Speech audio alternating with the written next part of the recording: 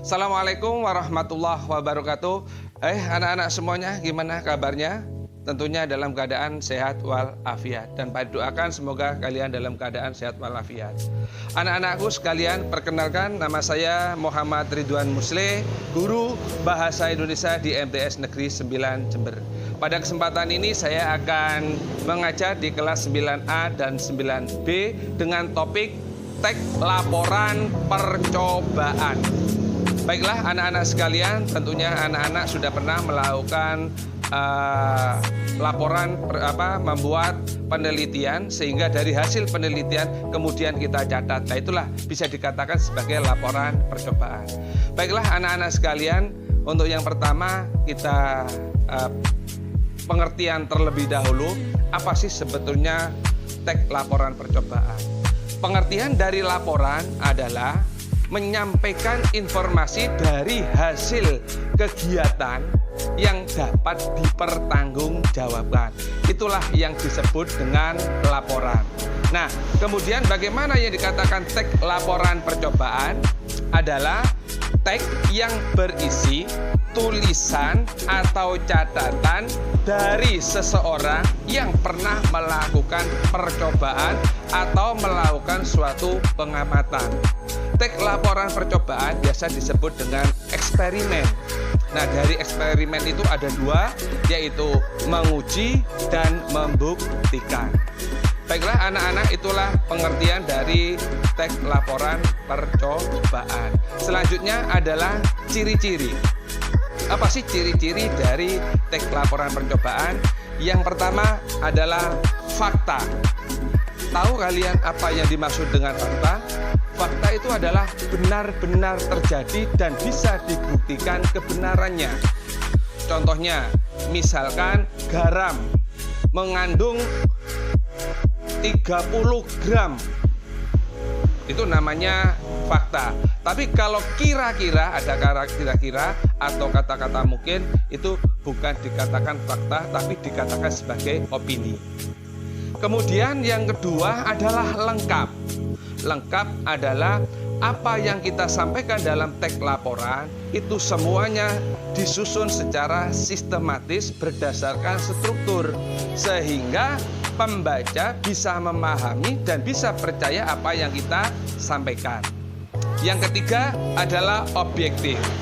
Dari pengertian objektif, apa yang kita lakukan dalam suatu penelitian ini bisa terbukti dan orang bisa percaya. Misalkan begini, kalau kalian melakukan suatu percobaan, yaitu untuk mengetahui jenis makanan yang mengandung bahan-bahan kimia, maka di sekolah kita kadang-kadang ada orang yang jualan mengatakan bahwa makanan itu mengandung bahan kimia, tapi sebetulnya tidak semuanya.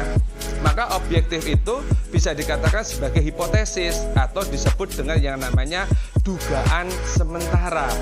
Nah, baru kita melakukan satu penelitian mana yang mengandung bahan kimia dan mana yang tidak mengandung bahan kimia. Kita harus jujur. Oh, ini yang mengandung bahan kimia. Oh, ini yang tidak mengandung bahan kimia. Nah, itulah yang dikatakan objektif. Kita menyampaikan yang sebenar-benarnya, tidak boleh ada rekayasa. Selanjutnya yaitu adalah langkah-langkah.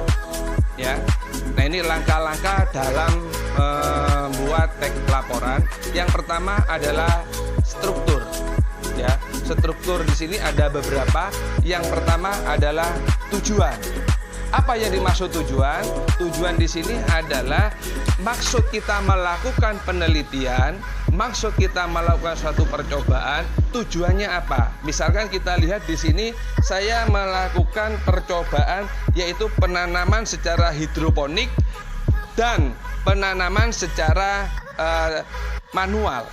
Nah, ini saya mencoba untuk melakukan penelitian. Tujuannya saya ingin mengetahui bagaimana lebih cepat mana penanaman hidroponik dengan secara manual.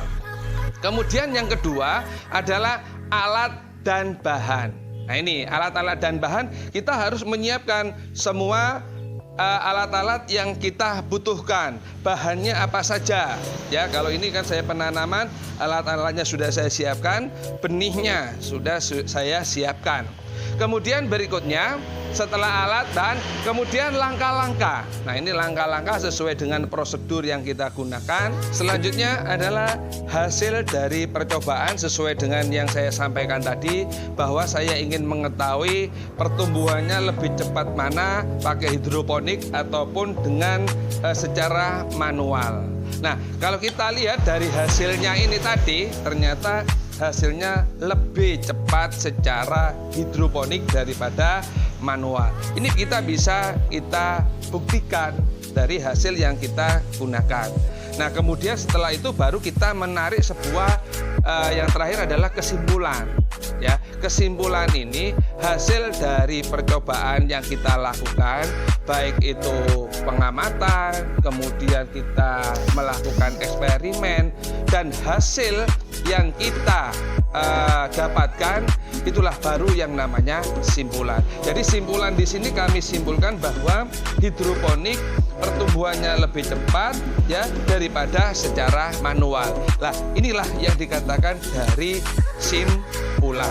Nah, kemudian dari apa yang kita lakukan di sini, mulai awal kita catat ya, mulai dari tujuan, kemudian alat dan bahan, langkah-langkah, hasil percobaan, kemudian simpulan, kita tulis.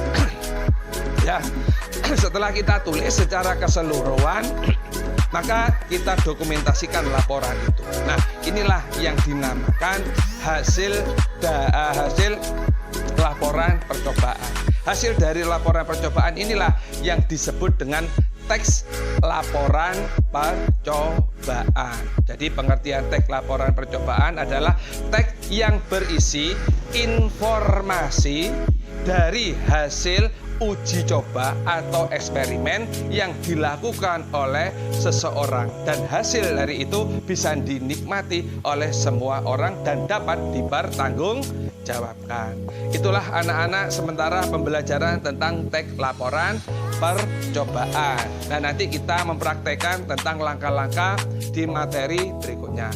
Demikian materi teks laporan percobaan. Saya ucapkan sampai bertemu di materi berikutnya. Mudah-mudahan bermanfaat bagi kita semuanya. Saya akhiri. Wabillahi taufik wal hidayah. Wassalamualaikum warahmatullahi wabarakatuh.